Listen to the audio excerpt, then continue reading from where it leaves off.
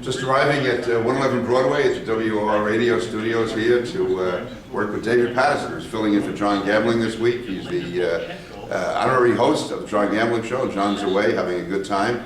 So I'll be in here to battle with my old friend David Paterson. Really a great guy, and after that I'm heading off to Washington. But right now, I'm to do the show with David Patterson.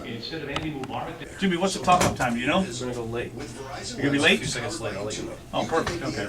How late? Throwing something about the... It's 8:01 from WOR 710. Peter King, Congressman Peter King, is in the studio. He's raring to go to talk about the Republican response to the budget, to talk about perhaps radicalization of Islam in this country, perhaps to talk about what's going on in the Middle East. And I'm David Paterson, in for John Gambling. Right now, the news with Joe Bartlett. Thank you, Governor. 41 degrees at 8 o'clock, and good morning. I'm Joe Bartlett on News Talk Radio 710 WOR and WOR 8. It was David Paterson, batting third. And the way the Mets are going these days, I may be batting third in just a few weeks. I'm here on WOR Radio 710, taking the place of John Gambling, who's having a well-deserved couple of days off. And with a good friend of mine from the other side of the aisle, we disagree a lot, but at the end, we can go to dinner together. Please welcome Congressman Peter King. Governor, it's great to be with you. You are a great friend, and I can tell you, I can see the improvement already in this show between John Gambling and you. I mean, I think John is going to be like Wally Pipp. He's going to be long gone. You're going to set the consecutive show record, I think. Wally Pipp took a day off, and 2,135 days later, Lou Gehrig was still playing first base for the Yankees, way back when. Congressman, what I want to start with is the quote that was played at the top of the hour, your quote, along with Senator John McCain, Senator Kirsten Gillibrand, talking about the radicalization of Islam in this country. Now, a little bit. Yeah, sure. Governor, actually, you explained it perfectly. It's a perfect opening for me. Fine. Thanks for joining I me. can go home, right? Let's It's great. go on It was to- great being here this morning. And, seriously, you're right.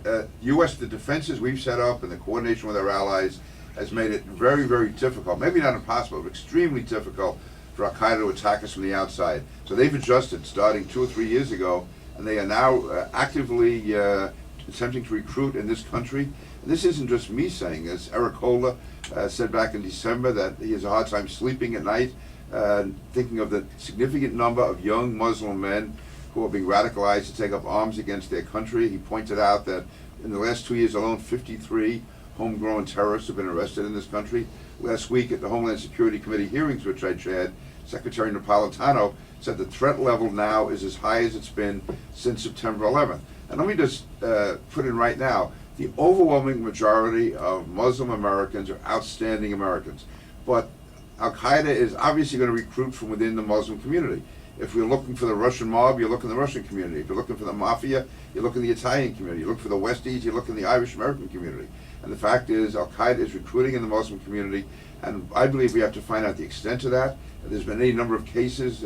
We had Zazi, who was going to be the subway bomber in New York, who was raised in Queens, living here legally. And that's another thing. All of these people are living here legally, so they're not on anyone's radar screen. And I want to investigate, find out the extent of it.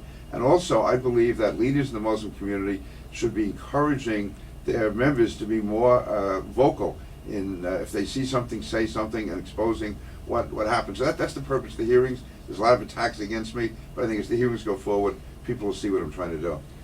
And either the chances for democracy or the fear that the democratic intentions of so many protesters would be manipulated into a change in government that would be antagonistic to the United States and Israel. Yeah, a great opportunity, also a great potential for a disaster. It was a truly historic revolution. I believe 90% of the people on the streets were well-intentioned and took tremendous courage. And I can tell you, nobody 3 weeks ago even had Egypt on their radar screen. If there was one government in the Middle East that was secure, that was going to be there forever, it was Mubarak's Egypt. And now he's gone in less than 3 weeks.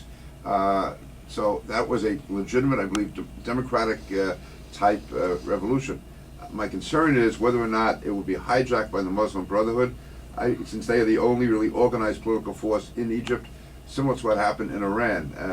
I think it's important for the Obama administration to work closely with the Egyptian military, whom we have very good relations with, work closely with them over the next several months, do all we can to ensure that a hostile government does not come in, that the Muslim Brotherhood does not gain a foothold in that country, and it's going to be tough. President Obama sends his 2000